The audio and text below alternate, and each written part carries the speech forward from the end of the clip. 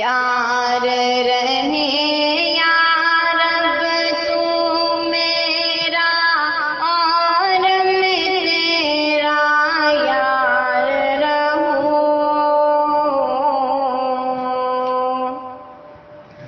یار رہے یا رب تو میرا اور میں تیرا یار رہوں، مجھ کو فقط تجھ سے ہو محبت، خلق سے میں بیزار رہوں، ہر دم ذکر و فکر میں تیرے مست رہوں، سرشار رہوں، ہوش رہے مجھ کو نہ کسی کا تیرا مگر ہوشیار رہوں، میرے الہ اب تو رہے بس دم آخر ورد زبان میرے الہ، لا الہ الا اللہ، لا الہ الا اللہ، لا الہ الا اللہ، لا الہ الا اللہ،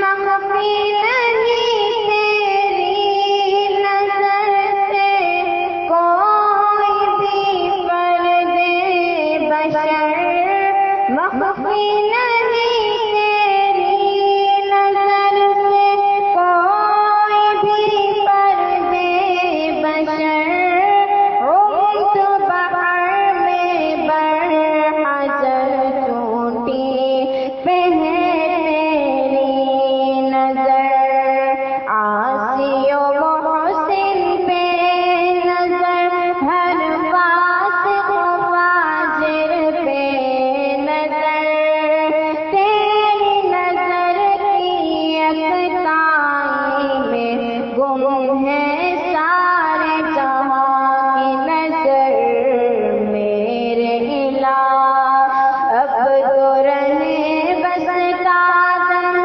آخر ورد زبان میرے الہ، لا الہ الا اللہ، لا الہ الا اللہ، لا الہ الا اللہ، لا الہ الا اللہ، یار رہے یا رب تو میرا اور میں تیرا یار رہوں، یار رہے یا رب تو میرا اور میں تیرا یار رہوں، مجھ کو فقط تجھ سے ہو محبت، خلق سے میں بیزار رہوں، ہر دم ذکر و فکر میں تیرے مست رہوں، سرشار رہوں، ہوش رہے مجھ کو نہ کسی کا تیرا مگر ہوشیار رہوں، میرے الہ اب تو رہے بس دم آخر ورد زبان میرے الہ، لا الہ الا اللہ، لا الہ الا اللہ،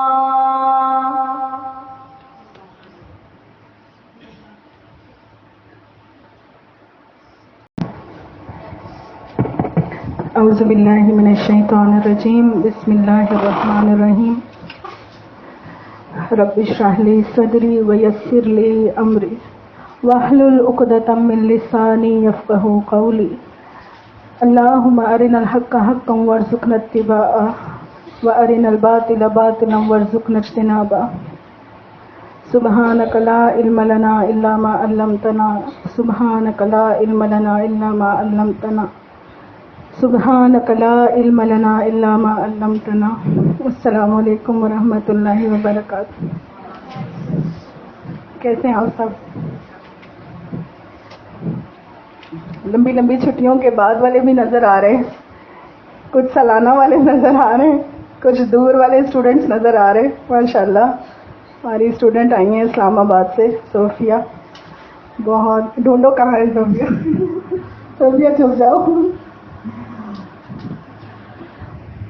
اچھا ماحول لگا ہوا ہے. ہم نے جواہر القرآن کا سلسلہ شروع کیا ہے. پچھلے جمعے اس پہ کسی قدر بات ہوئی تھی کہ قرآن پاک کے مقصد کے اوپر ہم پہلی بات یہ کر رہے تھے کہ قرآن پاک کا مقصد کیا ہے. وہ کیا بات تھی؟ قرآن پاک نازل کیوں ہوا ہے, کس لیے ہوا ہے؟ دہرائیں میرے ساتھ. یعنی قرآن کی اصل روح کیا ہے؟ آپ نے دورہ قرآن میں پورا قرآن سنا, ایک ساتھ قرآن کی اصل روح کیا ہے؟ یا قرآن جب ہم پورا سن لیتے ہیں ہمارے دل میں حالت جو کیفیت پیدا ہوتی ہے وہ کیا ہوتی ہے؟ اللہ کی پہچان.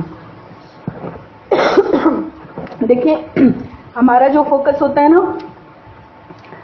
ہمارا فوکس اعمال پہ زیادہ ہوتا ہے, عبادتوں پہ زیادہ ہوتا ہے.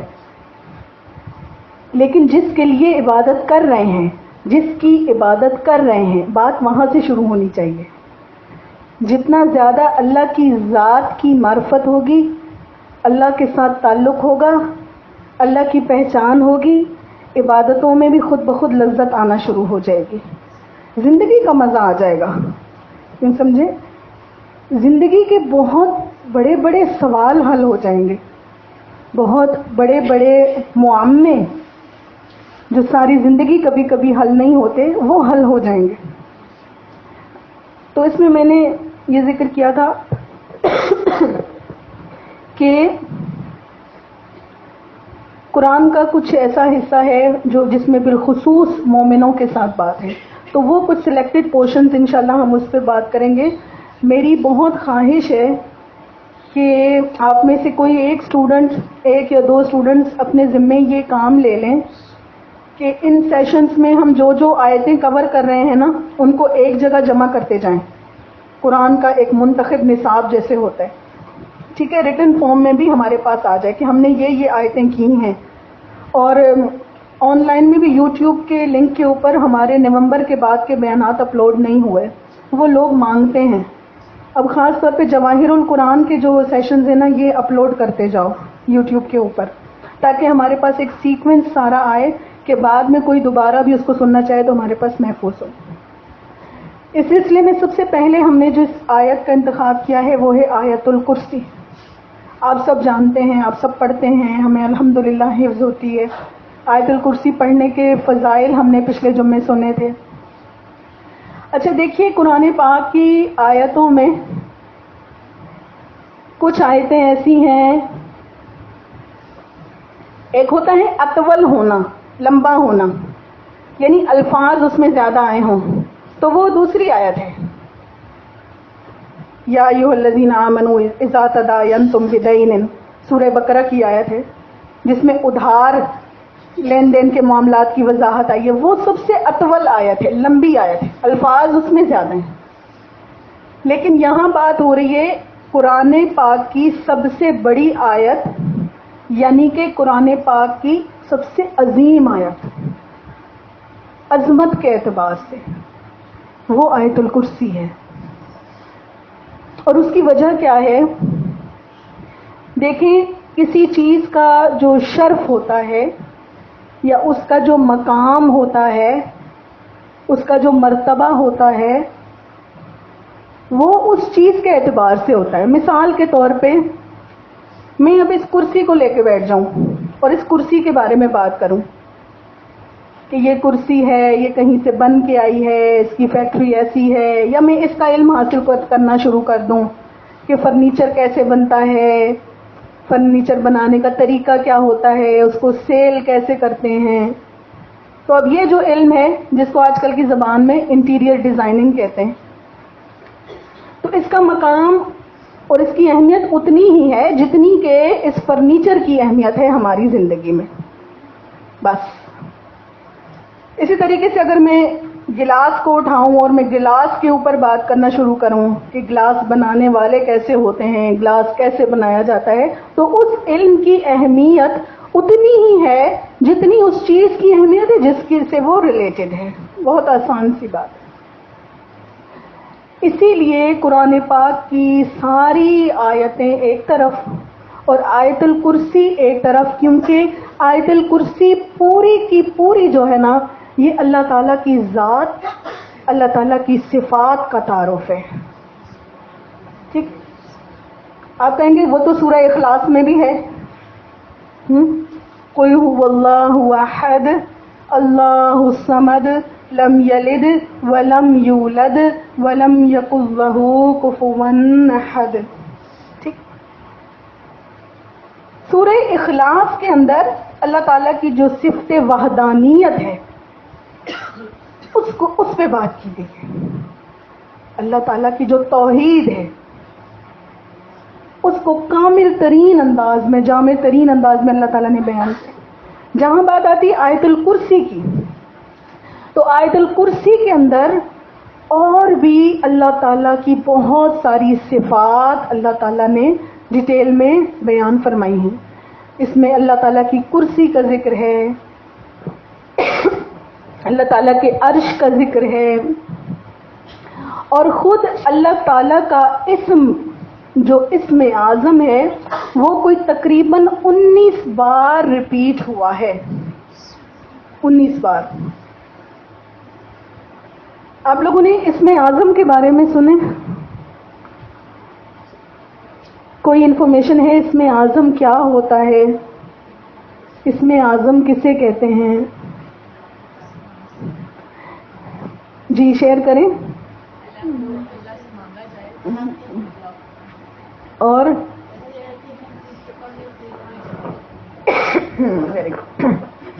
دیکھیں اللہ تعالیٰ کے ہم لوگ کتنے نام جانتے ہیں. ہم جو مشہور ہیں 99 نام جانتے ہیں، جس میں ایک تو اللہ تعالیٰ کا اسم ذات ہے اور باقی صفاتی نام ہے. ان ناموں کے اندر ایک اسم اعظم ہوتا ہے. اس کو کنفرم کر کے بتایا نہیں گیا کہ یہ کون سا ہے. مختلف ناموں کے بارے میں اقوال ہمارے پاس موجود ہیں، لیکن اسم اعظم کے بارے میں یہ بات آتی ہے کہ اسم اعظم کا وسیلہ دے کے، اسم اعظم کے ذریعے جو دعا بھی مانگی جائے اللہ تعالیٰ وہ دعا قبول کرتے ہیں. اب اس میں بہت سارے اقوال ہیں. پہلا قول تو یہ ہے کہ اللہ کا جو نام ہے اللہ، کہہ دو ایک بار میرے ساتھ میں، اللہ، یہ نام خود اسم اعظم ہے، جو کہ راجع ترین بات ہے، کیونکہ اللہ مخلوقات میں کسی کا بھی نام نہیں ہے، نہ اس میں سے کوئی نام بن سکتا ہے. ٹھیک ہے نا؟ یہ ایسا یونیک نام ہے، اس کا مادہ اتنا یونیک ہے، کسی نے کسی غیر اللہ، کسی بت، اپنے کسی خود ساختہ خدا کا نام بھی اس سے ملتا جلتا رکھنے کی ہمت ہی نہیں کی. ٹھیک ہے؟ یہ اللہ کا اسم ذات ہے. پھر اللہ تعالیٰ کا لطف و کرم دیکھیے، احسان دیکھیے. ہم مخلوق کی اگر بات کریں تو جو جتنا اعلیٰ مرتبے والا ہوتا ہے اس کا نام لینے کے لیے، اس کو پکارنے کے لیے اتنے ہی اصول، ضوابط، قواعد، پابندیاں ہوتی ہیں نا.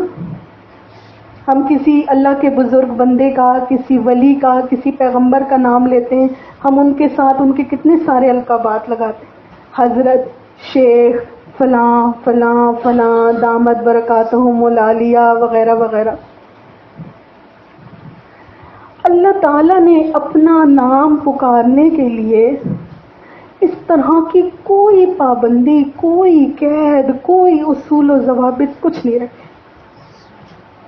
اللہ نے یہ نہیں کہا نماز پڑھتے ہو تو میرا ذکر کرنا، نہیں تو کوئی ضرورت نہیں ہے میرا نام لینے کی. حج اور عمرہ کرتے ہو تو میرا نام لینا، نہیں تو میرا نام لینے کی ہمت نہ کرنا. گناہوں سے پاک و صاف ہو گئے ہو تو میرا نام لینا، نہیں تو میرا نام لینے کی ہمت نہ کرنا. ایسا کچھ نہیں ہے. اللہ کو امیر پکارے، غریب پکارے، نیک پکارے، بد پکارے، صالح پکارے، گنہگار پکارے، بڑا پکارے، بچہ پکارے، مرد پکارے، عورت پکارے، دن میں پکارے، رات میں پکارے، کل یوم ہوا فی شأن. اس کا دروازہ کبھی بند ہی نہیں ہوتا. اور یہی تعارف اللہ تعالیٰ نے اپنی ذات کا آیت الکرسی میں کروایا ہے. لا تأخذہ سنۃ ولا نوم. اسے نیند یا اونگ نہیں آتی. تو ہم اس طرح سے قرآن کے سلیکٹڈ پورشنز پڑھیں گے کہ ہماری دینی، ایمانی، عملی ترقی ہوتی چلی جائے. اچھا،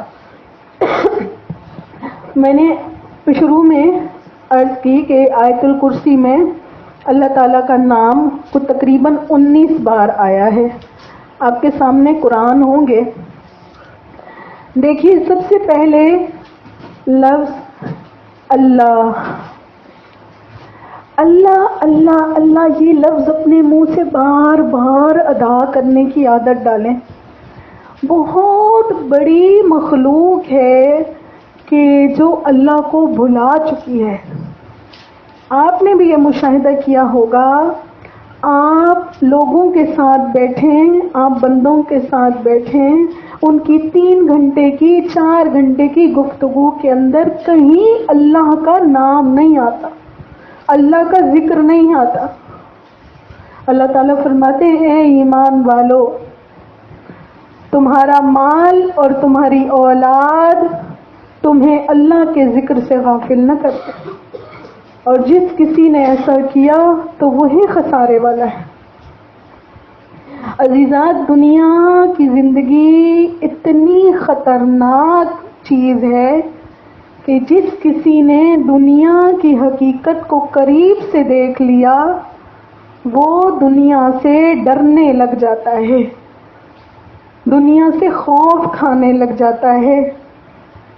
یہاں کی محبتیں بے وفا ہیں، یہاں کے محبوب بچھڑ جانے والے ہیں، یہاں کے ہر عروج کو زوال ہے، ہر نعمت کے ساتھ تکلیف جڑی ہوئی ہے. کامیاب انسان وہ ہے جس نے مرنے سے پہلے اپنے رب کو پہچان لیا، اس حی القیوم ذات کو پہچان لیا کہ جب سارے محبوب جدا ہو جائیں گے وہ تب بھی باقی رہے گا. کتنی ڈرا دینے والی ہے یہ حقیقت کہ وہ بچے جو ماں کو اپنی جان سے بھی زیادہ عزیز ہوتے ہیں ان کے پیچھے موت لگی ہوئی ہے. وہ شوہر جن کے بغیر ایک رات بیوی کو نیند نہیں آتی ان کے پیچھے موت لگی ہوئی ہے. خود اپنی زندگی انسان کی، اپنی ذات انسان کی، جو انسان کا سب سے بڑا معبود ہے، خود اپنے آپ کے پیچھے موت لگی ہوئی ہے. تو محبوب بنائیں اس ذات کو جو حی القیوم ہے، جسے کبھی موت نہیں آئے گی. وہ سب کو زندگی دینے والا اور وہ سب کو قائم رکھنے والا ہے. آگے آگے آ جائیں، قریب قریب آ جائیں، تھوڑا سے مٹتے جائیں. 19 بار اللہ کا نام آیا ہے. سب سے پہلے دیکھیں اللہ، آیت کی ابتدا ہی اسم اعظم سے ہو رہی ہے، اللہ، اللہ لا الہ الا ہو ضمیر بھی اللہ کی طرف جاتی ہے، ٹھیک ہے، یہ ضمیر بھی اللہ کی طرف جاتی ہے۔ الحی القیوم، ٹھیک ہے، 4 ہو گئے۔ الحی اللہ کی صفت ہے، اللہ کا اسم، القیوم اللہ کا اسم ہے، صفاتی نام ہے، اور ایک حی کے اندر ضمیر چھپی ہوئی ہے، وہ بھی اللہ کی طرف جاتی ہے۔ قیوم کے اندر ایک اور ضمیر چھپی ہوئی ہے، وہ بھی اللہ کی طرف جاتی ہے۔ لا تأخذہ، اب یہاں پہ پھر جو ہو آیا نا، یہ ضمیر بھی اللہ ہے، اللہ کی طرف جاتی ہے۔ نہیں چھوتی اس کو، نہیں چھوتی اس کو، یہاں پھر اللہ ہے۔ سنۃ ولا نوم لہو ما فی السماوات، اب پھر یہاں لہو میں جو ہو ضمیر ہے یہ اللہ، اسی کا ہے جو کچھ آسمانوں میں ہے اور جو کچھ زمین میں ہے۔ من ذا الذی، کون ہے ایسا، یشفع عندہ، جو شفاعت کرے اس کے آگے، اب یہاں پہ پھر جو ہو ضمیر ہے یہ اللہ کی طرف۔ الا باذنہ، مگر اس کی اجازت کے ساتھ، اب یہاں پہ پھر جو باذنہ آیا ہے، اس میں جو ہی ہے یہ ہو ضمیر ہے، یہ اللہ کی طرف۔ یعلم ما بین ایدیہم وما خلفہم، اس جملے کے اندر بھی ایک ضمیر چھپی ہوئی ہے جو اللہ کی طرف لوٹتی ہے۔ ولا یحیطون بشیء من علمہ، اور نہیں احاطہ کر سکتے کسی بھی چیز کا اس کے علم کے اندر، یہ مخلوقات، اس میں بھی علمی ہی کی جو ضمیر ہے اللہ کی طرف۔ الا بما شاء وسع کرسیہ السماوات والارض، اس کی کرسی اتنی وسیع ہے کہ جتنے آسمان اور زمین، اس میں بھی جو ہو ضمیر ہے اللہ کی طرف۔ ولا یعودہ، اور نہیں تھکاتا اس کو، اس میں بھی جو ہو ضمیر ہے اللہ کی طرف۔ حفظہما وہو العلی العظیم، ہوا اللہ کی طرف، العلی اللہ، العظیم اللہ۔ سبحان اللہ وبحمدہ، سبحان اللہ العظیم۔ کتنی عظیم آیات ہے، لیکن ہمارے ساتھ کیا ہوا ہے نا کہ آہستہ آہستہ ہماری عبادتیں جو ہیں یہ بے روح ہوتی جاتی ہیں، ہماری عبادتیں رسمی عبادتیں بن جاتی ہیں، اس لیے ہمیں وہ کیفیت حاصل نہیں ہوتی جو کہ مطلوب ہے۔ ہم سب اللہ کو جانتے ہیں زبان کی حد تک، زبانی کلامی، ہمارا اسلام، ہمارا ایمان زبانی کلامی تک ہے، لیکن وہ کیفیت جو مطلوب ہے اللہ کو، وہ کیفیت کیا ہے، جس کو قرآن میں اللہ تعالیٰ فرماتا ہے جب اللہ کا ذکر ہوتا ہے وجلت قلوبہم، تو ان کے دل کانپ جاتے ہیں۔ ایمان والے بندے کون ہیں کہ جب ان کے سامنے اللہ کا ذکر ہوتا ہے وجلت قلوبہم، ان کے دل کانپ جاتے ہیں، ان کے رونگٹے کھڑے ہو جاتے ہیں۔ یہ کیفیت مطلوب ہے، یہ کیفیت بنانی پڑے گی، سیکھنی پڑے گی، حاصل کرنی پڑے گی۔ جس طرح سے دنیا کا کوئی بھی کام سیکھا جاتا ہے، کوئی بھی اسکل سیکھی جاتی ہے، اس طریقے سے اپنے دلوں کو ہم نے بنانا ہے، اپنے دلوں کے اندر یہ احوال محسوس کرنے ہیں، یہ احوال پیدا کرنے ہیں، یہ احوال جگانے ہیں، کیونکہ جس طرح ہر چیز کو زنگ لگ جاتا ہے، اس طریقے سے دل کو بھی زنگ لگ جاتا ہے، اور ہر چیز کا ایک ڈسٹر ہوتا ہے، ایک منجن ہوتا ہے، ایک صفائی کی چیز ہوتی ہے، یہ دل کے لیے بھی ایک چیز ہوتی ہے۔ ہمارے برتن جب ہم استعمال کرتے رہے وہ گندے ہو جاتے ہیں، ہم ان کو دھوتے ہیں، کس چیز سے دھوتے ہیں؟ اسکاچ برائٹ سے صاف ہو جاتے ہیں؟ میرا تو نہیں ہوتا، میرے تو تاریں بھی رگڑنی پڑتی ہیں، گھر میں جالے لگ جاتے ہیں، ان کی صفائی کا کام کتنا مشکل ہو جاتا ہے. کارپیٹس گندے ہو جاتے ہیں, مدرسے کے ایک ہفتے سے باہر پڑے ہیں. ہاں کیوں؟ وہ جو دھوبی ہے وہ گاؤں گیا ہوا ہے, سب سن لو, جانا نہیں دکان پہ. 2 دفعہ لوگ جا کے واپس آ چکے. تو یہ دل بھی تو گندا ہو جاتا ہے, اس دل پہ بھی زنگ لگ جاتا ہے. اس کی رگڑائی, اس کی دھلائی کیسے کی جائے؟ آج میری کسی سے بات ہو رہی تھی, ہماری کچھ بہت پیاری, بہت قریبی اسٹوڈنٹس کا حالیہ دنوں میں عمرے کا ارادہ ہے, اور کچھ لوگ کر کے بھی آئے ہیں ماشاءاللہ.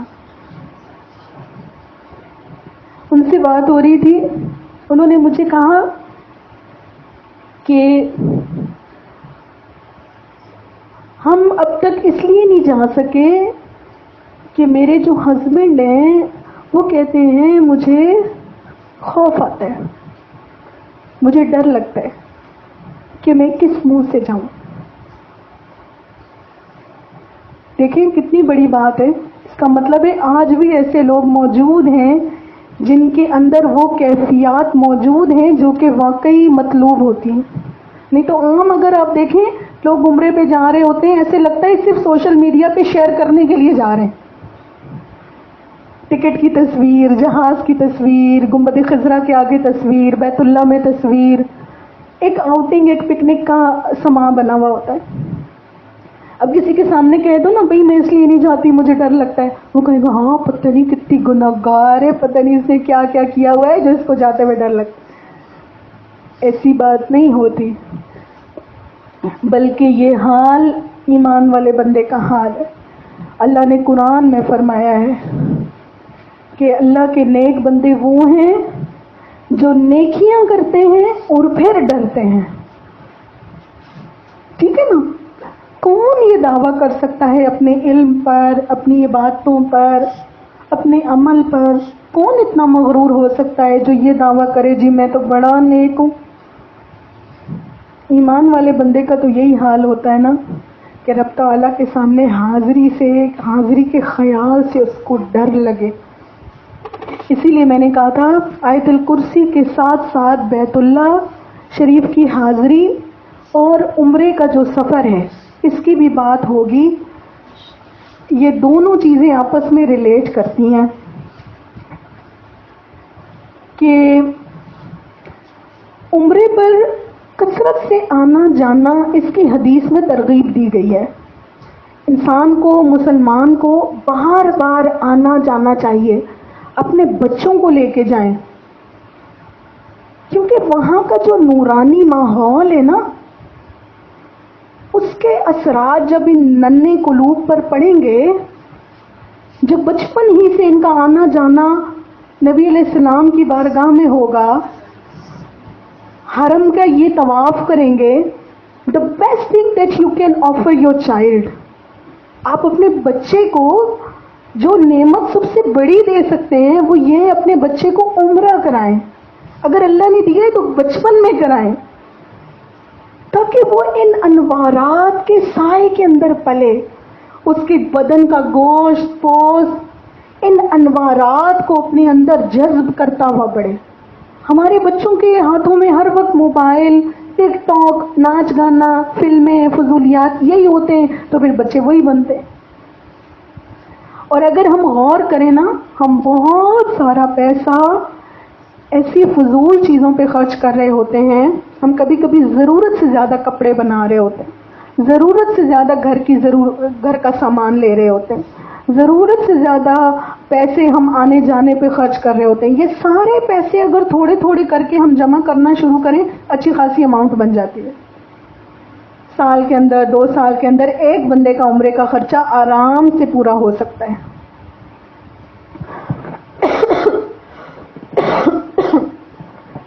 آیت الکرسی کی طرف آتے ہیں دوبارہ سے.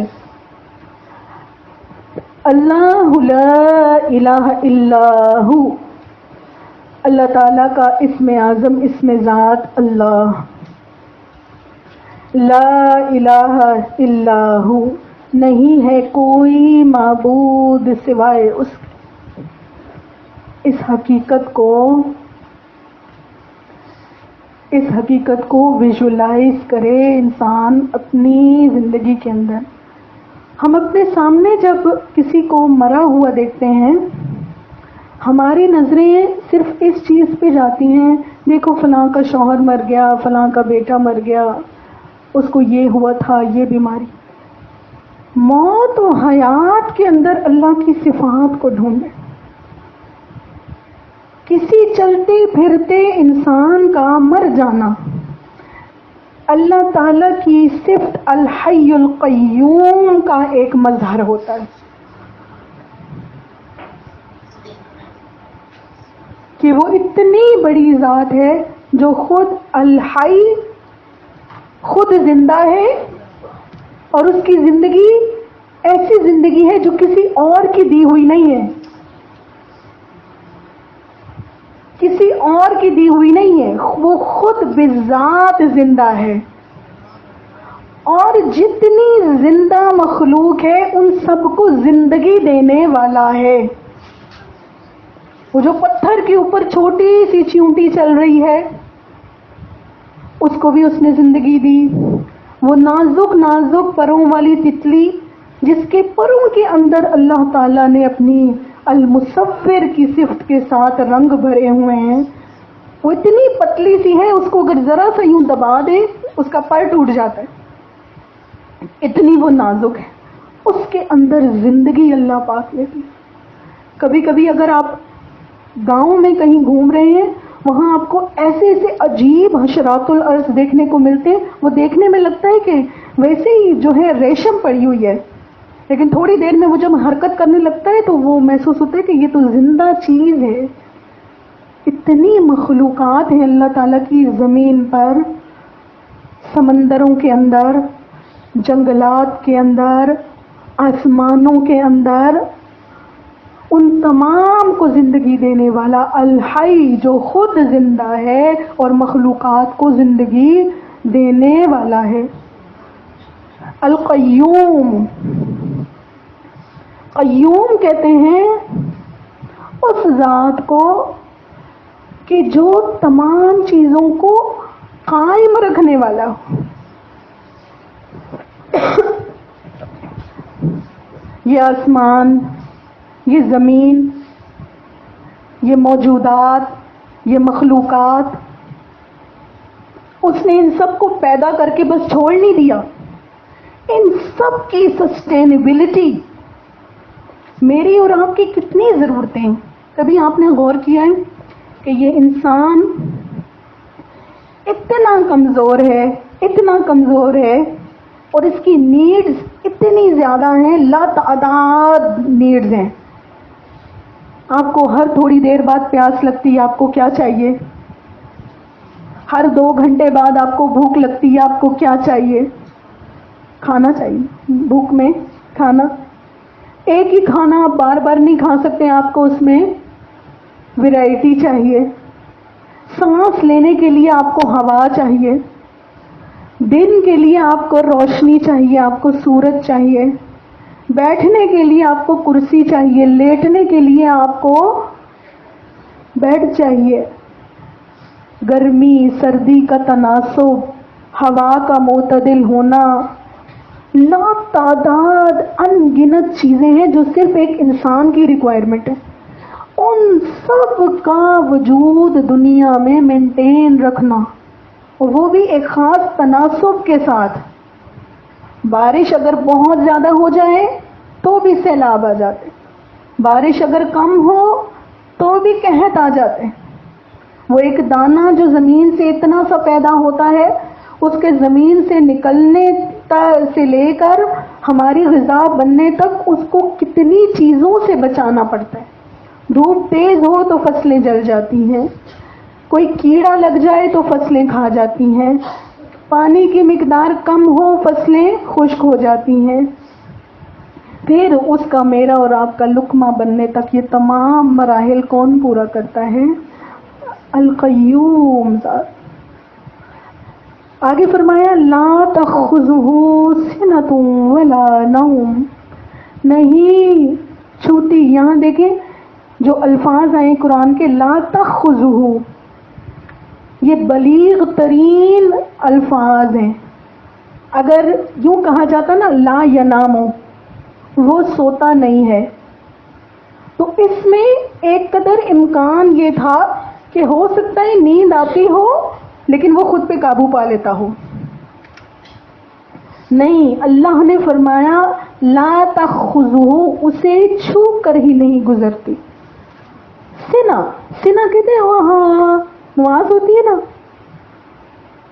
تو پہلے اس کا ذکر فرمایا کہ اسے اونگ بھی نہیں آتی، تاکہ انسان اس ذات کا جو اس کے ادراک سے بہت اوپر ہے، کسی حد تک اس کو ایک آئیڈیا ہو جائے کہ اس کا رب کتنی عظیم ذات ہے.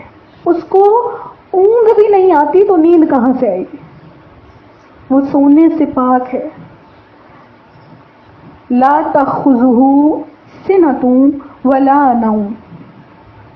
اب یہاں سے ایک لطیف اشارہ نکلتا ہے اللہ کے ان خوش قسمت ترین بندوں کے لیے جو رات کے وقت اٹھ کے اللہ کی عبادت کرتے ہیں. آپ وہ اشارہ سمجھے؟ آپ تھکتے ہیں وہ نہیں تھکتا، آپ سوتے ہیں وہ نہیں سوتا، جب سب سو جاتے ہیں وہ تب بھی جاگ رہا ہوتا ہے. تو ذرا اندازہ لگائیں کہ وہ بندے جو رات کو اٹھ کے اللہ کی عبادت کرتے ہوں گے وہ اللہ کے کتنے محبوب بندے ہوں گے. جب ساری مخلوق سو رہی ہے اور یہ اپنے رب کے لیے اٹھے ہیں اپنی نیند کی قربانی دے کر، اللہ تعالیٰ ان دلوں کو اس روز زندہ رکھے گا جس روز تمام لوگوں کو موت آ جائے گی.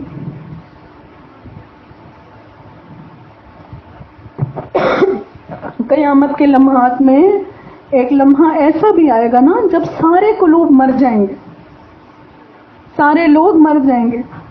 ان دلوں کو اللہ تعالیٰ اس دن بھی زندہ رکھیں گے، بدلہ ان کے راتوں کے جاگنے کا. لا تأخذہ سنۃ ولا نوم لہ ما فی السماوات وما فی الارض. اسی کا ہے جو کچھ بھی آسمانوں میں ہے یا زمین میں ہے. بلیغ ترین انداز ہے. یہاں دیکھیں ماں آیا ہے، ماں. ماں کا جو حرف ہے نا عربی کے اندر، ایک ہوتا ہے من. اگر یوں ہوتا نا لہو من فی السماوات والارض، تو اس کے اندر پھر صرف جاندار چیزیں آ رہی ہوتی، انسان، جانور، ملائکہ، فرشتے، جنات. لیکن ماں کا جو صیغہ ہے نا، ماں کا جو حرف ہے، اس کے اندر جاندار، بے جان ہر شے، مٹی کے ذرے سے لے کر درخت کے پتوں سے لے کر پانی کی بوندوں سے لے کر یہ بڑے بڑے جو آسمان میں سیارے ہیں ان سب کو کور کرتا ہے یہ حرف ماں. لہو، لہو کا مطلب اس کی بادشاہی ہے.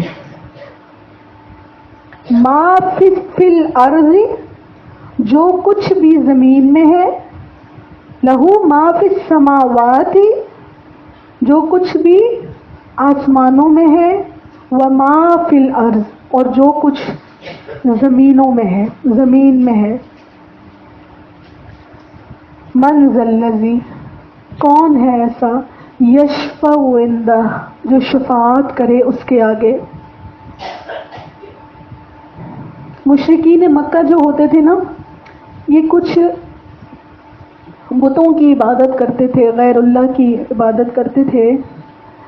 تو ان سے یہ امید رکھتے تھے، جب ان سے کہا جاتا تھا کہ تم کیوں ان کی عبادت کرتے ہو، تو یہ کہا کرتے تھے ہم اس لیے ان کی عبادت کرتے ہیں کہ یہ تو ہمارے سفارشی ہیں، یہ اللہ کے آگے ہماری سفارش کریں گے. ہم ان کو اللہ کا شریک نہیں بناتے، ہم تو صرف اس لیے ان کو خوش کرتے ہیں تاکہ یہ قیامت والے دن اللہ کے آگے ہماری سفارش کریں. اب یہاں سے دیکھیں اللہ تعالیٰ نے نا اپنے بندے کے ذہن سے، اپنے بندے کے دل سے اپنی ذات کے سوا ہر غیر اللہ کی جو وہ ایک ہلکی سی لائن، ہلکی سی تار آ رہی ہوتی ہے نا، اس کو بھی اللہ نے کاٹ دیا ہے۔ یقین جانے آپ کو اور مجھے ایمان کا مزہ اس وقت تک نہیں مل سکتا جب تک ہمارے دل میں یہ یقین بیٹھ نہ جائے کہ میرے نفع اور نقصان کا مالک صرف میرا اللہ ہے۔ اللہ نہ چاہے تو کوئی انسان میرے کچھ بھی کام نہیں آ سکتا۔ اور کبھی کبھی انسانوں کو اللہ تعالیٰ، بعض انسانوں کو دنیا کے اندر ہی اپنی اس جھلک کا مشاہدہ بھی کرواتے ہیں۔ آپ کو پتہ ہے کہ جتنے لوگ ولی اللہ بنے وہ کیسے ولی اللہ بنے؟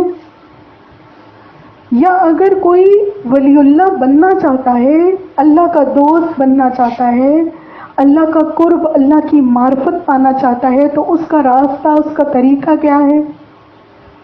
ایک راستہ تو یہ ہے کہ بندہ علم حاصل کرے، عبادات کرے، نوافل پڑھے، ذکر اللہ کرے۔ اس پہ انشاءاللہ ہم بعد میں بات کریں گے۔ لیکن دوسرا جو راستہ ہے نا، وہ یہ ہے کہ اللہ تعالیٰ جب کسی بندے کو خود پسند کر لیتے ہیں تو اس کے اوپر مصائب کا دروازہ کھول دیتے ہیں، تکالیف کا دروازہ کھول دیتے ہیں، دکھوں کا اور غموں کا دروازہ کھول دیتے ہیں۔ دکھ اور غم کب آتے ہیں؟ جب آپ کے اپنے آپ سے رخ پھیرنا شروع کر دیتے ہیں،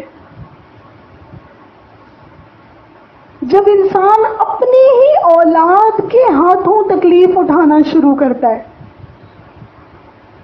جب انسان اپنے ہی قریبی بلوڈ رشتوں کے ہاتھوں زخم کھاتا ہے، یہ زخم ایسے جا کے لگتے ہیں نا، یہ اندر کی انسان کی روح تک کو گھائل کر دیتے۔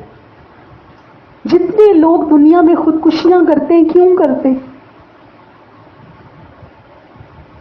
اپنوں کے ہاتھوں جو تکلیف پہنچتی ہے، یا اپنے پیارے کی موت کا صدمہ، یہ انسان کو اندر سے توڑ دیتا ہے۔ لیکن یہاں سے اگر کسی کو اللہ تعالیٰ نے رزق کی تنگی میں مبتلا کیا ہے، اپنے کسی پیارے کی موت سے آزمایا ہے، یا اولاد کی طرف سے تکلیف آئی ہے، اس کو آپ دستک سمجھیں۔ آپ کا رب آپ کو دنیا کی وہ حقیقت دکھا رہا ہے جو دوسرے لوگ آخرت میں دیکھیں گے، قیامت میں دیکھیں گے۔ قیامت کو قیامت کیوں کہتے ہیں؟ قیامت کو قیامت اس لیے بھی کہتے ہیں کہ اس دن بیٹا ماں سے بھاگے گا، ماں بیٹے سے بھاگے گی، بھائی بھائی سے بھاگے گا، سگے رشتے اس دن بیگانے ہو جائیں گے۔ جس کسی کو اللہ نے دنیا کی یہ حقیقت دکھا دی ہے، سمجھ لو اللہ تعالیٰ آپ کو اپنی طرف بلا رہے۔ اب یہاں سے ہم غلطی کیا کرتے ہیں کہ ہم اسی غم کے اندر نا بس گھلتے چلے جاتے ہیں، روتے چلے جاتے ہیں، یا شکوے شکایتیں کرتے رہتے ہیں۔ نہیں، ہم نے یہاں سے کچھ قدم آگے بڑھنا ہے، ٹھیک ہے؟ یہ ان غموں کو اپنے لیے نعمت بنانا ہے۔ کیسے؟ یہ صرف آپ کے ساتھ نہیں ہوا، یہ سب کے ساتھ ہوگا، یہ سب کے ساتھ ہوگا۔ جس کا بیٹا چلا گیا باقیوں کے بھی جائیں گے، جس کا شوہر چلا گیا باقیوں کے بھی جائیں گے، کسی کے بچے نافرمان ہو گئے کوئی مسئلہ نہیں، یہ اولاد اللہ تعالیٰ سب کی اولادوں کو فرما بردار بنائے۔ لیکن یقین جانے بڑا دکھ ہوتا ہے ماؤں کو روتے ہوئے دیکھ کے، ماؤں کی تکلیفوں کو دیکھ کے۔ اللہ تعالیٰ ہم سب کو بھی معاف کرے۔ گھروں کے اندر جو لوگ بڑے ہیں وہ بھی اپنی ذمہ داریوں کا احساس کریں اور جو چھوٹے ہیں وہ بھی اپنی ذمہ داریوں کا احساس کریں. عمرے پہ جانا ہے؟ جانا؟ میں لے جاؤں سب کو؟ دعا کرو اللہ تعالیٰ مجھے پرائیویٹ جہاز دے دے, سب کو یہاں سے برو لے کے جاؤں, سارے مل کے وہاں بیٹھ کے حرم والے دن بیان کریں, کتنا مزہ آئے گا. پتہ ہے میں ایک بات سوچتی ہوں نا, یہ جو میری ایک طالبہ نے یہ بات کہی نا, یہ بات میرے دل پہ بھی اتنی لگی. میں یہ سوچتی ہوں کہ اگر ہم میں سے ہر بندہ فرض ہی کر لے, ٹھیک ہے, کوئی اسباب نہیں ہے, کچھ نہیں ہے, کوئی ارادہ نہیں, فرض کر لو میں نے اگلے سال عمرے پہ جانا, یہ فرض کر لو. اب سب سے پہلی چیز آپ کے ذہن میں کیا آئے گی؟ یہی نا کہ میں نے اللہ پاک کے گھر جانا ہے. تھوڑا سا بھی جس کا شعور زندہ ہوتا ہے انسان کو ذہن میں کیا آتا ہے؟ پہلی چیز آتی ہے محاسبہ نفس, کہ میں دیکھ لوں میں نے کسی کا دل تو نہیں دکھایا, میں نے کسی کی حق تلفی تو نہیں کی, میں نے نمازیں کیسی پڑھی ہیں, میرا قرآن کیسا ہے. کچھ ہو تو میں اللہ کے سامنے جاؤں نا, میں اللہ کے سامنے کیسے جاؤں؟ تو فوراً سے آپ کا ایک وہ میٹر چل پڑتا ہے, معافیاں تلافیاں شروع ہو جاتی ہیں لوگوں سے, اعمال صالحہ کی تیاری شروع ہو جاتی ہے کہ اب اللہ میرا رزق جو آ رہا ہے وہ حلال ہے کہ نہیں. جو بندہ حرام رزق سے جاتا ہے اللہ کے گھر, تو وہ جب کہتا ہے لبیک, تو وہاں سے جواب آتا ہے لا لبیک, لا لبیک.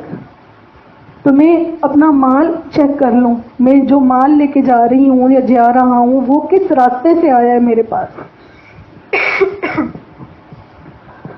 تو ولی اللہ بننے کے دو راستے ہیں. ایک, علم حاصل کرو, اپنے رب کو پہچانو, اس کی باتیں سنو, اس کے کلام کا معنی سنو سمجھو, نوافل پڑھو, نمازیں پڑھو, اس طرح سے پڑھو کہ دل کے اندر وہ کیفیت بھی آئے. جس طرح سے بیت اللہ کی حاضری اللہ کے دربار میں حاضری ہے, اسی طرح نماز بھی جو ہے یہ اللہ کے دربار میں حاضری ہے. 5 وقت جو بندہ اس احساس کے ساتھ نماز پڑھے کہ میں اللہ کے سامنے کھڑا ہوں, اس کی اصلاح اپنے آپ ہونے لگ جاتی ہے. تو اللہ نے کیا فرمایا؟ من ذلذی, کون ہے ایسا, یشفع عندہ, جو کسی کی سفارش کرے اس کے آگے. اب دیکھیں انسان جو ہے نا, انسان اتنا کمزور ہے کہ وہ جب کسی معاملے میں پھنستا ہے نا, تو سب سے آخری جو اس کے پاس آپشن بچتی ہے وہ کیا بچتی ہے؟ وہ کسی کو ڈھونڈتا ہے. خدا نخواستہ کسی کے اوپر کیس ہو جائے تو وہ کیا کہے گا؟ اپنے کوئی کانٹیکٹ تلاش کرے گا, کوئی کانٹیکٹ ملاؤ, کوئی نمبر ملاؤ, کسی منسٹر کو فون کرو کہ میری بات کرے نا, وہ میری بات بنا دے. کسی کو جاب لگوانی ہے, وہ کیا سوچے گا؟ کسی سے بات کرو, کسی سے سفارش کرو, میرے بھائی کی جاب لگا دو, میرے شوہر کی جاب لگوا دو. جب کوئی مدینے جا رہا ہوتا ہے تب ہم کیا کرتے ہیں؟ پہلی بات جب ہماری زبان پہ آتی ہے وہ کیا آتی ہے؟ میرے لیے بھی دعا کرنا. گویا کہ ہم اس کو سفارشی بنا رہے ہوتے. میرا بھی سلام کہنا. ابھی حال ہی میں کچھ لوگ گئے عمرے پہ, یقین جانے انہیں اتنے لوگ کہہ رہے تھے میرا سلام کہنا, میرا سلام کہنا. میری ہمت ہی نہیں ہوتی تھی کہ میں انہیں کہوں کہ میرا سلام کہنا. عجیب سی ایک حالت ہے. مجھے ایسا لگتا ہے کہ شاید کچھ دنوں سے میں تھوڑی سی نا پیچھے جا رہی ہوں. تو میں یہ سوچتی یہ بندہ جا کے نبی کریم صلی اللہ علیہ وسلم کے روضے کے سامنے میرا نام لے گا, میرا نام وہاں پکارا جائے گا. میرا نام اس لائق نہیں ہے کہ میرا نام وہاں پکارا جائے, میرا سلام وہاں پیش کیا جائے. میری حالت اچھی نہیں چل رہی, میری ہمت نہیں ہوتی تھی کہ میں اس کو سلام کا کہوں کہ میرا سلام کہہ دینا. تو میں بھی کوشش کر رہی ہوں اپنے اوپر جہاں کہیں میرے اندر کمیاں آ رہی ہیں، جہاں کہیں میں پیچھے ہو گئی ہوں، کہ دوبارہ سے میں اپنے آپ کو ٹریک پہ لاؤں. لیکن یہ جو سفارش ہے نا، چاہے دنیا کی ہو چاہے آخرت کی ہو، اللہ نے فرمایا آخرت کا میدان ہی کیوں نہ ہو، حشر کے میدان کی سختی.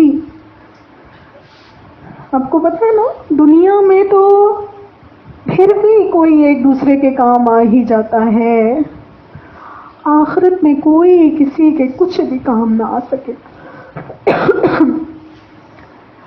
مفسرین فرماتے ہیں قرآن کی سب سے زیادہ ڈرا دینے والی آیت پتہ ہے کون سی ہے؟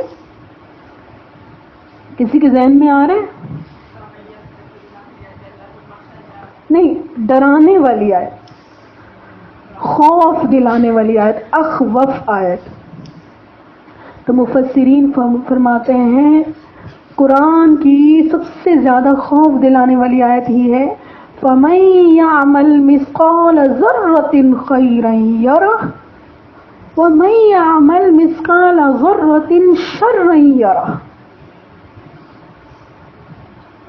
یہ آیت قرآن کی سب سے زیادہ خوف دلانے والی آیت ہے. کیسے؟ کیا سمجھے آپ؟ بتائیں کیسی ڈرانے والی آیت ہے؟ صحابہ آپ کو کیا سمجھ آیا؟ کہ جس کسی نے ذرہ بھر بھی نیکی کی ہوگی وہ قیامت والے دن اس کے سامنے لائی جائے گی. جس کسی نے ذرہ بھر بھی برائی کی ہوگی وہ اس کے سامنے لائی جائے گی. یہ خوف دلانے والی آیت کیوں ہے؟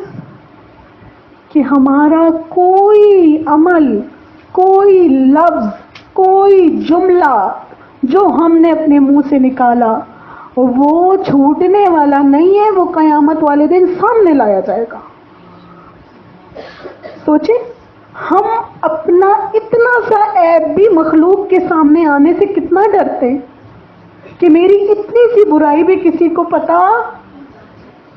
اور جس دن حشر کا میدان ہوگا اس دن ہمارا ہر عمل جیسے ویڈیو کی صورت میں ہو سکتا ہے، نشر ہو رہا ہو، ویڈیو بنی ہوئی ہو ہر چیز کی، یہ گھر میں ساس کے ساتھ یہ کرتی تھی، یہ چھپ چھپ کے اس طرح کسی سے باتیں کرتی تھی، یہ ایسی بد زبان تھی، یہ ایسی سخت مزاج تھی، سب کچھ سامنے آ جائے گا. تو یہ سب سے زیادہ ڈرانے والی آیت ہے. کوئی بھی عمل نہ، کسی بھی عمل کو چھوٹا نہ سمجھیں. بعض گھروں کے اندر اصلاح کی ضرورت ہے. بعض گھروں کے اندر کیا معمول ہے، بعض گھروں کے اندر تمام جھکاؤ بیٹیوں کی طرف، ساری لطف و عنایت بیٹیوں کی طرف، بہوؤں کو بالکل نگلیکٹ کیا جاتا ہے. بیٹوں کو، ایون کہ بیٹوں کو خود ماں باپ نگلیکٹ کر رہے ہوتے. کسی ایک اولاد کی طرف جھکاؤ زیادہ ہو جاتا ہے، دوسری اولادیں لٹکتی رہتی ہیں. یہ ظلم ہے. کو پتہ ہے انسان ساری زندگی نیک اعمال کرتا رہے گا، عبادتیں کرتا رہے گا، لیکن جب مرے گا تو اس کے اوپر اللہ کی ناراضگی آئے گی. کس وجہ سے؟ کہ اولاد کے درمیان انصاف نہیں کیا تھا. وصیت کرتے ہوئے لوگ انصاف نہیں کرتے، اپنی ساری جائیداد اٹھا کے کسی ایک بیٹی کو دے دیں گے، کسی ایک بیٹے کو دے دیں گے، باقیوں کو لٹکتا ہوا چھوڑ دیں گے. یہ وہ گناہ ہیں جو ماں باپ کی طرف سے ہوتے ہیں. ایک دفعہ نبی علیہ السلام تشریف فرما تھے، ایک صحابی پاس بیٹھے تھے، ایک بچہ آیا، انہوں نے اس بچے کو اٹھایا، گود میں بٹھایا اور ان کو پیار کیا. تھوڑی دیر بعد دوسرا بچہ آیا، اس کو بس لیا، لے کے گود میں بٹھا دیا، اس کو پیار نہیں کیا. نبی علیہ السلام نے فرمایا کہ تم نے اس کو پیار کیا، اس کو کیوں نہیں پیار کیا؟ اس کو بھی پیار کرو.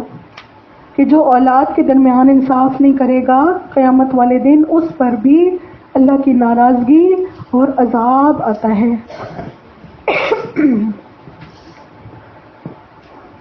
تو آگے چلتے ہیں. من ذلذی، کون ہے ایسا، یشفع عندہ، جو سفارش کر سکے. قیامت کا منظر ایسا منظر ہے کہ جب اولاد کچھ بھی کام نہ آئے گی، دوستیاں کچھ بھی کام نہیں آئیں گی. کون سی دوستی ہے جو حشر میں بھی کام آئے گی؟ وہ محبت جو اللہ کے دین کے لیے قائم کی جائے، وہ تعلق جو بغیر کسی دنیاوی غرض کے اللہ کی محبت کے لیے قائم کیا جائے. الحمدللہ. اور یہ تعلقات میں اکثر کہتی ہوں بہت بہت بنانے چاہیے. اس دن مجھ سے ملنے میری ایک اسٹوڈنٹ آئی، امریکہ میں ہوتی ہیں، آج کل پاکستان آئی ہوئی ہیں، تو ملنے آئی اس دن.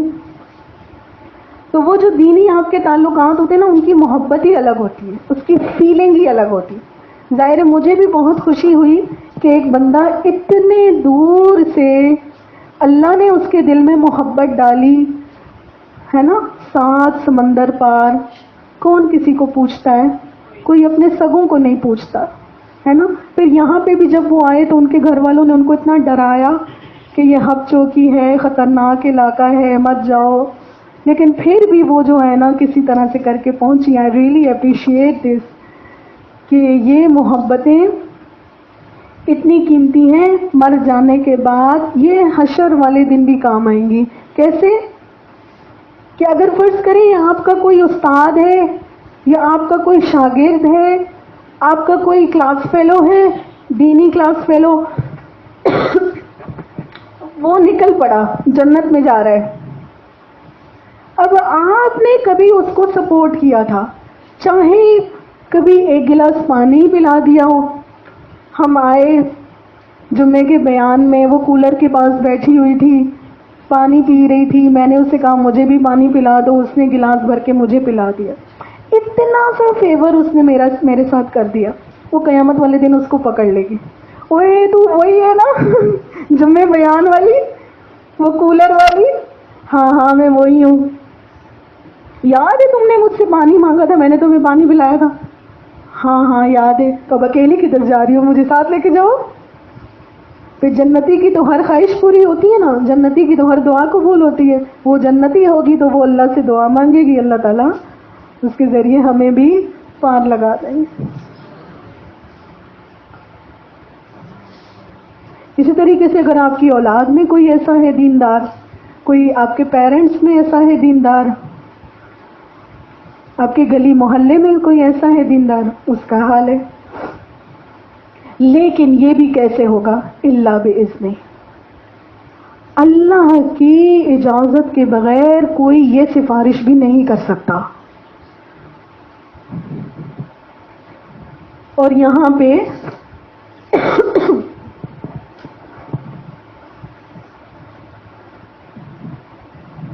ایک اور بات بھی سمجھ لینی چاہیے کہ یاد رکھیے قیامت والے دن اللہ تعالی کبھی بھی نیکوکاروں کو اور گناہگاروں کو برابر نہیں کریں گے. جب ہم یہ کہہ دینا کہ اللہ تعالیٰ بہت بخشنے والا ہے اور اللہ تعالیٰ قیامت والے دن بہت بندوں کی بخشش کریں گے، تو علماء یہاں پہ ایک نازک بات کہتے ہیں. وہ نازک بات کیا ہے؟ فرض کریں، ایسی ایک مثال دے رہی ہوں، یہاں سے کوئی ہے وہ کبھی نماز نہیں پڑھتی، آئی بروز بناتی ہے، سارے خلاف شرع کام کرتی ہے، اور کوئی ہے وہ نماز روزے کی پابند، قرآن کی پابند، شریعت کے احکامات کی پابند. اب قیامت کا دن ہے، اب اللہ تعالیٰ اس کو معاف کر دیتا ہے. یہ جو بے نمازی ہے اس کو اللہ تعالیٰ معاف کر دیتا ہے، جا معافی. تو علماء فرماتے ہیں یہ اس کے حق میں تھوڑی سی زیادتی نہیں ہو جائے گی؟ جس نے ساری زندگی باتیں کی، جس نے احکامات شرع کا خیال رکھا، جس نے اللہ کے لیے زندگی گزاری، اس کے حق میں ہو جائے گا مسئلہ؟ تو علماء فرماتے ہیں کہ ایسا نہیں ہوگا. وہ جو مغفرت ہوگی نا، مغفرت اور سفارش، اس کا مرحلہ بہت بعد میں آئے گا. جو کوئی گناہگار ہے وہ کسی قدر اپنے گناہوں کی سزا قبر میں پلصراط میں بھگت کے جائے گا. اور اگر بالفرض کسی کے حق میں اللہ تعالیٰ نے مطلقاً معافی لکھ دی کہ بھئی نہ قبر کا عذاب، نہ حساب، نہ کتاب، کچھ نہیں، اللہم اجعلنا منہم، اللہم اجعلنا منہم، تب بھی جنت میں اللہ تعالیٰ نے درجات ایسے بنائے ہیں کہ یہ جو معافیاں کروا کے آ رہا ہے، اس کا مقام اور نیکوکاروں کا مقام برابر نہیں ہوگا. یہاں تک کہ اگر کسی کی نمازوں کے اندر ایک سجدے کا بھی فرق ہے نا، میرے نامہ اعمال میں سے ایک سجدہ زیادہ نکل آتا ہے آپ کے نامہ اعمال میں سے، تو میرا ایک درجہ بلند ہو جائے گا. سبحان اللہ و بحمدہ سبحان اللہ العظیم. یعلم ما بین ایدیہم وما خلفہم، وہ جانتا ہے جو ان کے آگے ہے اور جو ان کے پیچھے ہے. مفسرین فرماتے ہیں آگے اور پیچھے کا مطلب یہ ہے کہ میں اور آپ تو آج ہے نا، ابھی ہیں، یہاں ہیں. ہمارا علم کیا ہے؟ آپ اب مریم باجی ہیں، مریم باجی کو اپنے سامنے والا نظر آ رہا ہے، پیچھے والا کچھ نہیں نظر آ رہا. ان کے گھر میں کیا ہو رہا ہے کچھ نہیں نظر آ رہا. وہ جب اس دنیا میں نہیں تھی، اس دنیا میں کیا کیا تھا، کون کون تھا، کیا کیا ہو رہا تھا، کون جیا کون مرا، دنیا کے کس علاقے میں کیا ہوا، انہیں کچھ نہیں پتا. آج اگر ہم مر جاتے ہیں، ہمارے بعد یہاں پہ کیا کیا ہوگا ہمیں کچھ نہیں پتا. تو یہ ہے ہم سے پہلے یہاں پر جو کچھ ہو گیا اللہ کو پتا ہے، ہمارے چلے جانے کے بعد یہاں پہ جو کچھ ہوگا سب اللہ کو پتا ہے. بعض مفسرین فرماتے ہیں کہ اس سے مراد یہ ہے یعلم ما بین ایدیہم، وہ جانتا ہے ہماری اس دنیا کی حالت کو بھی، وما خلفہم، یعنی جب انسان مر کے قبر میں جاتا ہے تو اللہ وہ جانتا ہے کہ قبر میں اس کے ساتھ کیا ہو رہا ہے، وما خلفہم، اور اس کے پیچھے اس کے گھر بار میں کیا ہو رہا ہے. سبحان اللہ جانتا ہے نا کون کون لڑ رہا ہے آپ کی انگوٹھی کے اوپر، آپ کے کپڑوں کے اوپر، آپ کی وراثت کے اوپر، کس نے کیا کیا چھپا لیا ہے. نے کہا نا دنیا کی حقیقت جو جان لے گا وہ دنیا سے خوف کھانے لگ جائے گا. یہاں کی محبوب ترین چیزیں کون سی ہیں؟ 2، مال اور اولاد. یہی انسان کی زندگی کے سب سے بڑے فتنے ہیں. جو جتنا مالدار ہے وہ اتنا فتنے میں ہے، اس سے اتنا بڑا سوال ہے قیامت والے دن، اس پر اتنے زیادہ حقوق ہیں مال کے. اور اولاد، جس کی اولاد ہے اب وہ نگران ہے اس کے اوپر. اب اولاد کی طرف سے آپ کو تکلیف آتی ہے، اگر وہ خدا نخواستہ نافرمان نکلتے ہیں تو بھی سوزان روح بن جاتے ہیں. اور اگر خدا نخواستہ اولاد کی موت دیکھنی پڑتی ہے یا اس کی بیماری دیکھنی پڑتی ہے، وہ اپنے آپ میں انسان کے لیے ایک ایسا غم ہے کہ جو انسان کو اندر سے گھائل کر کے رکھ دیتا ہے. وَلَا يُحِيطُونَ بِشَيْءٍ مِّنْ عِلْمِهِ، اور یہ لوگ نہیں احاطہ کرتے. یحیطون احاطہ کرنا، بِشَيْءٍ، بِشَيْءٍ میں دیکھیں جو تنوین آ رہی ہے نا آخر میں، جو حمزہ اور اس کے نیچے 2 زیر ہیں، تنوین آتی ہے چھوٹی سی چھوٹی چیز کے لیے کہ یہ سارے انسان مل کے جو سائنسی ترقی کے دعوے کر رہے ہیں، یہ اللہ کے علم کے مقابلے میں ذرہ بھر بھی کسی چیز کا علم نہیں رکھتے. الا بما شاء، مگر جو اللہ چاہے. ایون کہ انبیاء بھی، اولیاء بھی صرف اللہ کے علم غیب میں سے اتنا جانتے ہیں جتنا اللہ ہی ان کو بتا دے. وسع کرسیہ السماوات والارض، اس کی کرسی چھائی ہوئی ہے آسمانوں اور زمین پر. اب یہ جو چیز ہے نا، یہ سمجھنے والا مقام ہے. زمینوں کے اوپر 7 آسمان، 7 آسمانوں کے اوپر بیت المعمور، بیت المعمور کے اوپر ایک عظیم ایک جسد ہے، کوئی چیز ہے جس کی کیفیت صرف اللہ کو پتہ ہے. یہ متشابہات قرآن میں سے ہے، جس کو کرسی کہا جاتا ہے. وہ اللہ کی کرسی ہے، اور وہ اتنی بڑی ہے کہ سارے زمین و آسمان کے اوپر پھیلی ہوئی ہے، احاطہ کیا ہوا ہے. اور اللہ تعالیٰ نے ہمیں اس بات کا کیوں بتایا؟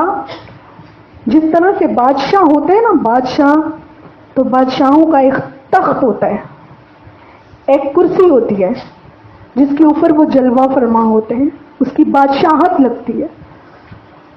تو اللہ تعالیٰ نے اپنی بادشاہت کا تصور اپنے بندے کے ذہن میں دینے کے لیے کرسی کا ذکر فرمایا ہے. اور یہ متشابہات قرآن میں سے ہے. اس کی کیفیت ایسے نہیں ہے جیسے دنیا میں ہماری چیزیں ہوتی ہیں، دنیا میں ہماری کرسیاں ہوتی ہیں. اس کی کیفیت اللہ ہی کو پتہ ہے. اور کرسی کے اوپر پھر اللہ کا عرش ہے. عرش وہ تخت ہے جس کے بارے میں اللہ تعالیٰ فرماتے ہیں الرحمن علی العرش استوى. رحمان نے عرش پر استوا فرمایا ہوا ہے، جیسا کہ اس کے شیان شان ہے. اچھا، ایک اور بات نوٹ فرمائیے. علماء کرام کیا فرماتے ہیں کہ بیت اللہ جو ہے نا، بیت اللہ کے اندر جو اللہ تعالیٰ کی نشانیاں ہیں نا، وہ ان نشانیوں سے بھی بڑی نشانیاں. کیوں کہ کرسی اور عرش کو ہم دیکھ نہیں سکتے. دیکھ سکتے ہیں؟ مرنے سے پہلے تو دیکھ نہیں سکتے نا. بیت اللہ کے اندر اللہ تعالیٰ نے ہمیں وہ نشانیاں دکھائی ہیں جو وہاں پہ ہیں، وہاں ہم نہیں جا سکتے، وہاں ہم نہیں دیکھ سکتے، یہاں اللہ تعالیٰ نے مشاہدہ کرائی. آپ دیکھیں، جو ہمارا قبلہ ہے، یہ جو کعبہ ہے جس کی طرف رخ کر کے ہم اللہ کی عبادت کرتے ہیں، وہ کتنے ہیں؟ قبلہ کعبہ تو ایک ہے، لیکن مختلف اعتبار سے، مختلف زاویے سے میں کہہ رہی ہوں کتنے ہیں. دیکھیں، سب سے پہلے تھک گئے ہو؟ مزے کی بات تو اب شروع ہوئی ہے، تھکنا نہیں. اگلے جمعے پھر کنٹینیو کریں گے تو مزہ نہیں آئے گا. پہلا قبلہ کون سا ہے؟ بیت المقدس. ٹھیک، پھر بیت اللہ، پھر بیت المعمور. بیت المعمور کیا ہے؟ آسمانوں پر فرشتوں کا خانہ کعبہ ہے. پھر اللہ کا عرش. اللہ کے عرش کا فرشتے اسی طرح طواف کرتے ہیں جیسے زمین پہ انسان خانہ کعبہ کا طواف کرتے ہیں. اللہ کا عرش، اور اس سے بعد فائنل خود اللہ کی ذات ہے نا. یہ ساری تو مخلوقات ہیں، سب سے بڑا قبلہ خود اللہ کی ذات ہے. اب یہاں پہ دیکھیے گا، حدیث شریف میں آتا ہے، احیاء العلوم وغیرہ میں یہ حدیث آئی ہے کہ اللہ فرماتے ہیں کہ میں زمین و آسمان میں کسی چیز میں نہیں سماتا مگر میں اپنے مومن بندے کے دل میں سماتا ہوں. ٹھیک ہے، یہ ساری چیزیں، کرسی، عرش، بیت اللہ، یہ وہ چیزیں جن پہ اللہ کی تجلی ہے، اللہ کے انوارات ان جگہوں پر نازل ہوتے ہیں. جب بندہ بیت اللہ میں جاتا ہے، عمرے کے لیے جاتا ہے، یہ بالکل ایسے ہی ہے کہ اللہ کے دربار میں حاضر ہونا. جس طرح فرشتے بیت المعمور کا طواف کرتے ہیں، ایسے ہی اللہ نے اپنے بندے کو حکم دیا کہ تو میرے اس گھر کے چکر کاٹ. حجر اسود کے بارے میں یہ حدیث میں آیا ہوا ہے کہ حجر اسود کو بوسہ دینا ایسے ہے جیسے اپنے کسی بڑے کو تعظیماً اس کا ہاتھ پکڑ کے بوسہ دیا جاتا ہے. تو حجر اسود گویا کہ اللہ کا ہاتھ ہے. کیسی عظمت والی چیز ہے. اور قیامت میں اللہ تعالیٰ ہم سب کو مشاہدہ بھی کروائیں گے. اللہ کے عرش کو 8 فرشتوں نے اٹھایا ہوا ہوگا، اور اللہ تعالیٰ کے وہ فرشتے جن کو کروبی کہا جاتا ہے وہ اللہ کے عرش کا طواف کر رہے ہوں گے، اور اللہ تعالیٰ یہ جلوہ ہمیں دکھائیں گے. تو وسع کرسیہ السماوات والارض، اس کی کرسی چھائی ہوئی ہے آسمانوں اور زمین میں. اور یہ بھی ہے کہ ایسا نہیں ہے کہ یہ اتنا بڑا جو نظام ہے اس کو چلانا، اس کو سنبھالنا اس کو تھکاتا ہے. یعودہ کا جو لفظ ہے نا، اس کو ایسے کہتے ہیں کہ آپ میں سے کسی نے بہت سارا وزن اٹھایا ہو تو بندہ بھاری چیزیں اٹھا دیتا ہے نا، آہ، ایک ہلکی سی آہ نکلتی ہے نا، تو اس کو عربی میں کہتے ہیں واد. تو اللہ کو اتنا سا بھی تھکان نہیں ہوتا یہ آسمانوں زمین کی مملکت کو سنبھالنے میں، حفظہما، ان کی حفاظت کرنے میں. آپ کو پتہ ہے انسان کے پاس کوئی چیز ہو تو سب سے مشکل مرحلہ اس کی حفاظت کا ہوتا ہے. میں جب گاؤں سے آ رہی تھی تو میں اپنے ساتھ نا کچھ پاٹس لے کے آئی، وہ جو گملے نہیں ہوتے جن کے اندر بندہ رکھتا ہے. یہاں سے بھی سب کچھ ملتا ہے لیکن بس ایسی، وہاں کے ڈیزائن بہت اچھے تھے، وہ یہاں نہیں ملتے. تو میں نے 2 لیے نا. اب میرے لیے سارے سفر میں جو میرا فوکس تھا نا وہ اس پہ تھا کہ میں کیسے ان کو باحفاظت کراچی تک پہنچاؤں. وہ مٹی کے بنے ہوئے تھے. اب جب میں نے یہ سوچا نا، میرے دل میں یہ پوائنٹ آیا کہ دیکھو جس طرح سے یہ میرے پاٹس ہیں، یہ مٹی سے بنے ہوئے ہیں، میں ان کے لیے کتنا اہتمام کر رہی ہوں. ہم نے پہلے ایک کارٹن منگوایا، پھر اس ڈبے کے اندر کمبل رکھے، کپڑے رکھے، پھر اس کے اندر پاٹس ڈالے، پھر اس کو دوسرے ایک بڑے سے بیگ کے اندر پیک کیا، پھر سب کو میں نے تاکید کی اس کو بہت سنبھال کے گاڑی میں رکھنا، اس کو بہت سنبھال کے اتارنا، اس کو پھینکنا نہیں، اس کے اوپر بھاری سامان نہیں رکھنا. تو میں نے جب یہ دیکھا نا تو میرے دل میں یہ بات آئی، جیسے دیکھو یہ پاٹ میرے لیے ہے نا، ایسے میں اپنے رب کے لیے ہوں. میں بھی مٹی کی بنی ہوئی ہوں. اور آپ دیکھ لیں انسان کتنا نازک ہے. آپ کے بدن میں ہلکی سی سوئی بھی لگ جائے، آپ کا خون نکل آتا ہے کہ نہیں؟ آپ کو چلتے چلتے ذرا سی چوٹ لگ جائے سر میں یا پاؤں میں، آپ کی ہڈی ٹوٹ جاتی ہے کہ نہیں ٹوٹ جاتی؟ اللہ تعالی ہماری اس طرح سے حفاظت کرتا ہے جیسے کوئی اپنے کانچ کے گلاس کی، کوئی اپنے مٹی کے پیالے کی حفاظت کرتا ہے. وہ کتنی تکلیفوں سے، کتنی آزمائشوں سے، کتنے ٹوٹنے سے، پھوٹنے سے ہماری حفاظت کرتا ہے. ہاں جب پھر تقدیر کا فیصلہ آتا ہے، اس کا جب اس کی طرف جانے کا ارادہ ہوتا ہے تو پھر انسان کو اس کی طرف جانا ہوتا ہے. وَلَا يَؤُودُهُ حِفْظُهُمَا، نہیں تھکاتا اس کو ان کی حفاظت. وَهُوَ الْعَلِيُّ الْعَظِيمُ، اور وہ علی ہے. علی کہتے ہیں بہت بزرگ، بہت بڑا، وہ عظیم ہے، عظیم خوبیوں والا ہے. ربنا تقبل منا انک انت السمیع العلیم وتب علینا انک انت التواب الرحیم. اللہ کی باتیں اتنی ہیں کہ جو ختم نہیں ہوتی. بہت سارے مضامین ابھی رہ گئے ہمارا، انشاءاللہ اگلی کلاسز میں کریں گے. اللہ کا بہت بہت ذکر کیا کریں، اللہ کو بہت بہت یاد کیا کریں. ہم میں سے ہر بندے کی خواہش ہے کہ موت کے وقت ہماری زبان پہ کلمہ ہو، لیکن جیتے جی ہم اسی کلمے کو پڑھنے میں سب سے زیادہ سستی کرتے ہیں. ہم چاہتے ہیں کہ جب آخری دم ہو تو اللہ کا نام ہو، اور جب سانسیں چل رہی ہیں تو اس وقت ہمیں ذکر اللہ سے کیوں غفلت ہوتی ہے؟ آخری وقت تو اس کی زبان پہ اللہ کا نام ہوگا نا جس نے زندگی میں اللہ کو یاد رکھا ہوگا. اس لیے زندگی میں اللہ کے ذکر کا کثرت سے معمول بنائیں. اپنی بات چیت کے اندر، اپنی گفتگو کے اندر اللہ کا ذکر کیا کریں، اللہ کی خوبیوں کا ذکر کیا کریں. ربنا تقبل منا انک انت السمیع العلیم وتب علینا انک انت التواب الرحیم برحمتک یا ارحم الراحمین. یا اللہ، یا رب العالمین، ہمارے تمام صغیرہ کبیرہ گناہوں کو معاف فرما دیجیے. یا اللہ، ہم آپ کے عاجز گناہگار مسکین خطاکار بندے ہیں.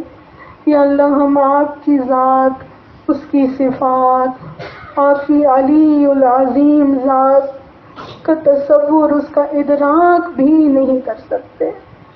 اور ہماری غفلتوں کی انتہا ہے کہ ہم رات دن آپ کی نعمتوں میں ڈوبے رہتے ہیں، آپ کا دیا ہوا رزق کھاتے ہیں.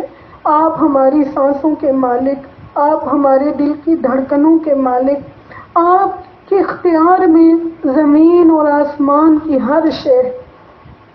آپ ہی ہمارے رازق ہیں، آپ ہی ہمارے خالق ہیں. پھر بھی ہماری یہ حالت ہے کہ ہم آپ کو چھوڑ کے دنیا کے پیچھے لگے رہتے ہیں. فَأَنَّا تُؤْفَكُونَ، یہ ہماری حالت ہے. یا اللہ ہمیں بھی اپنے ذکر کی لذت چکھا دیجیے. یا اللہ ہمیں ہمارے دلوں کو اپنی محبت کا مرکز بنا دیجیے. یا اللہ ہمارے دلوں پر اپنے انوارات اور تجلیات نازل فرمائیے. یا اللہ وہ حقیقتیں جو مرنے کے بعد نظر آئیں گی اور اس وقت کچھ بھی نہیں ہو سکے گا، اس سے پہلے ہی یا اللہ ہمیں اپنی ذات کی سچی محبت، سچا تعلق نصیب فرما دیجیے. یا اللہ دنیا کے تمام رشتے، تمام تعلقات، تمام محبتیں یہ چھوٹ جانے والی ہیں، یہ عارضی ہیں، یہ فنا ہو جانے والی ہیں. یا اللہ ہمیں اپنی ذات کا سچا تعلق نصیب فرمائیے. آپ جس نے آپ کو پا لیا اس نے دو جہان کی ہر نعمت کو پا لیا، اور جو بندہ آپ تک نہ پہنچ سکا وہ خسارے ہی خسارے میں ہے. یا اللہ ہمیں اپنے گھر کی باادب حاضری نصیب فرمائیے. یا اللہ بار بار ہمیں اپنے اہل و عیال کے ساتھ اپنے گھر کی باادب حاضری نصیب فرمائیے. نمازوں کی پابندی نصیب فرمائیے. حقوق العباد میں یا اللہ ہماری رہنمائی فرمائیے، ہماری اصلاح فرمائیے. یا اللہ ہمارے اخلاق کو قرآن کے مطابق بنا دیجیے. یا اللہ جہاں کہیں ہم میں کمزوریاں ہیں آپ ہماری اصلاح فرما دیجیے. یا اللہ جس طرح سے ماں اپنے بچے کو پکڑ کے نہلا دھلا دیتی ہے، اس طرح یا اللہ آپ ہم سے ہماری تمام برائیاں دور فرما دیجیے. ہمیں اپنی بارگاہ کے لائق بنا دیجیے. ہمیں اپنی بارگاہ کے لائق بنا دیجیے. ہمارے دلوں کو ہر قسم کی برائی، بغض، کینہ، حسد، غرور، تکبر سے پاک فرما دیجیے. ہمارے دلوں کو اپنی ذات کا عرش بنا دیجیے. یا اللہ جو ہم سے ملے ہماری ذات میں اسے آپ کا نور نظر آئے، آپ کی جھلک نظر آئے، ہماری زبان پر آپ کا ذکر ہو، ہمارے دل میں آپ کی یاد ہو، ہمارا بدن آپ کی عبادت اور اطاعت میں لگا ہوا ہو، ہر غیر اللہ سے ہمارا تعلق منقطع ہو چکا ہو، غیر اللہ سے ہماری امیدیں ٹوٹ چکی ہوں، ایک تو ہو اور ایک ہم ہو. یا اللہ ایسا دل بنا دیجیے، ایسا دل بنا دیجیے. یا اللہ حاضرین میں بیٹھے ہوئے جتنے لوگوں کی جو حاجتیں ہیں سب کی حاجتیں پوری فرمائیے. جن کے گھروں میں ناچاکی، لڑائی، جھگڑا، پریشانیاں ہیں دور فرمائیے. یا اللہ خصوصی لطف و کرم ہمارے اس مدرسے پہ، اس گھر پہ اور اہل خانہ پہ نازل فرمائیے.